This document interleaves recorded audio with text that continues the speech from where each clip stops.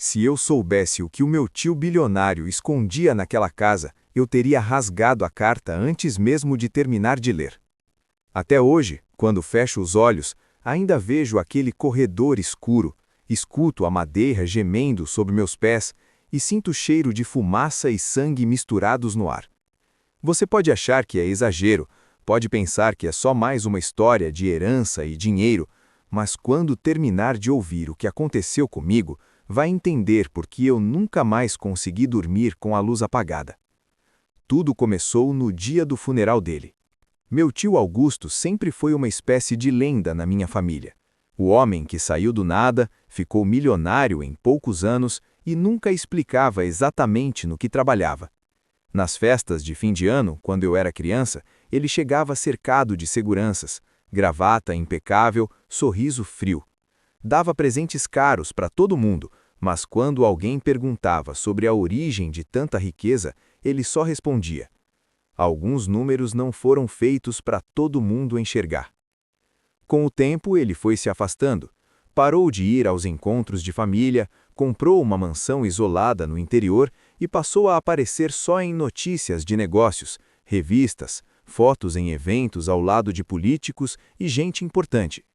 Para mim, ele virou praticamente um estranho, até o dia em que recebi a ligação da minha mãe, com a voz trêmula, dizendo que ele tinha morrido de repente. O enterro foi simples, mas o clima era pesado demais. Não era só tristeza, parecia medo. Enquanto o caixão descia, alguns primos cochichavam que ele tinha inimigos perigosos, que o dinheiro dele não era limpo, que havia gente que comemoraria aquela morte. Eu tentava não ouvir, mas era impossível. No final da cerimônia, quando quase todo mundo já tinha ido embora, um homem de terno escuro se aproximou de mim. Trazia uma pasta de couro na mão e um olhar que não combinava com a delicadeza do momento. Ele se apresentou como Dr. Henrique, advogado do meu tio. "Você é o Daniel, não é?" "Sou", respondi ainda atordoado. "Seu tio deixou algo especificamente para você."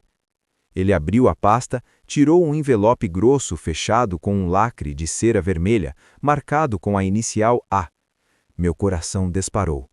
Havia algo de errado em tudo aquilo. Eu nunca tinha sido próximo do meu tio. Por que ele deixaria algo só para mim? "Ele pediu que você abrisse apenas quando estivesse sozinho", continuou o advogado, "e que fosse até a mansão no próximo fim de semana." "Por quê?" O homem respirou fundo, mediu as palavras. "Porque certas verdades não podem ser lidas em público." Naquela noite, em casa, sentei na cama com o envelope nas mãos por longos minutos. A cera vermelha brilhava como se ainda estivesse quente. Quando finalmente quebrei o lacre, um arrepio percorreu minha espinha. Dentro havia uma carta escrita à mão, com a letra firme do meu tio. "Daniel, se você está lendo isto, é porque meu tempo acabou. Eu escolhi você, entre todos, porque é o único que nunca me pediu nada. No próximo sábado, venha à minha casa às 8 da noite. Venha sozinho. Lá você vai descobrir o que ninguém na família tem coragem de saber. E se aceitar o que eu tenho para te oferecer, sua vida vai mudar para sempre. Mas se recusar, bem, espero que tenha forças para conviver com a verdade. A." Eu reli aquelas palavras várias vezes. Por que eu? Por que agora? E, sobretudo, o que ele queria dizer com conviver com a verdade?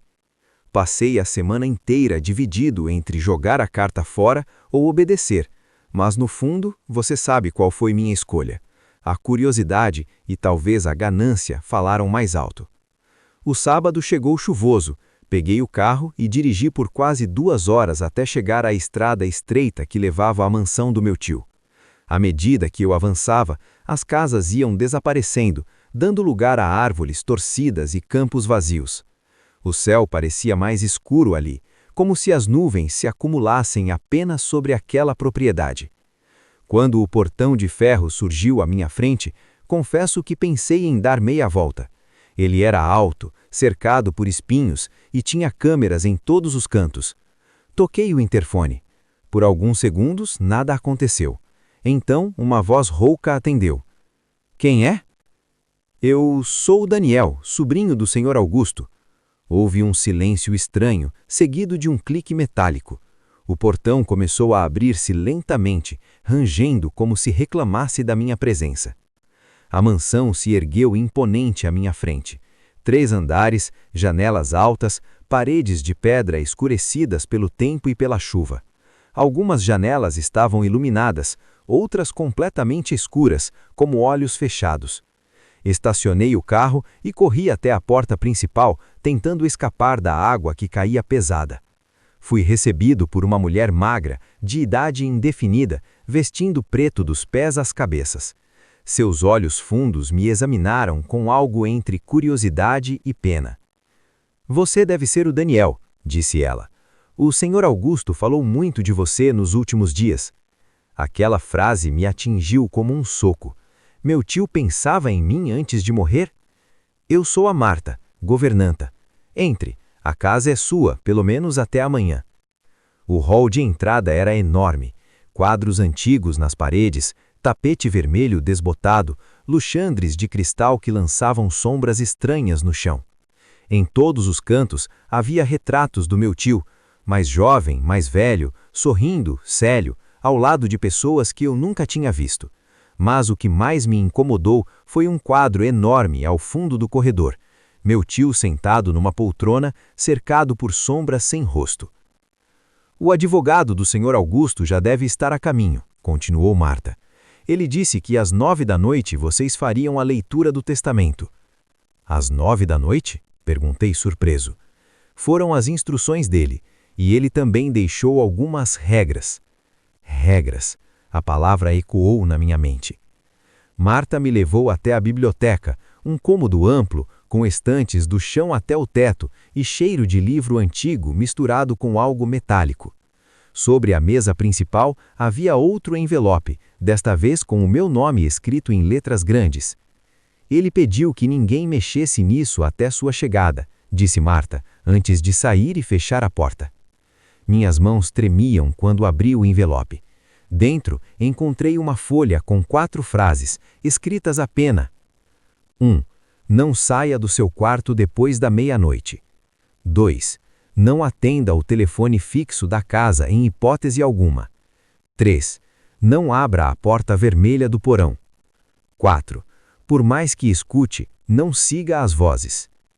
Eu reli aquelas linhas várias vezes, esperando encontrar alguma piada escondida. Mas não havia nada agradável nelas. Pelo contrário, cada frase parecia um aviso vindo de alguém que sabia exatamente do que estava falando. Você já percebeu que em histórias como essa, a pior coisa a fazer é ignorar as regras?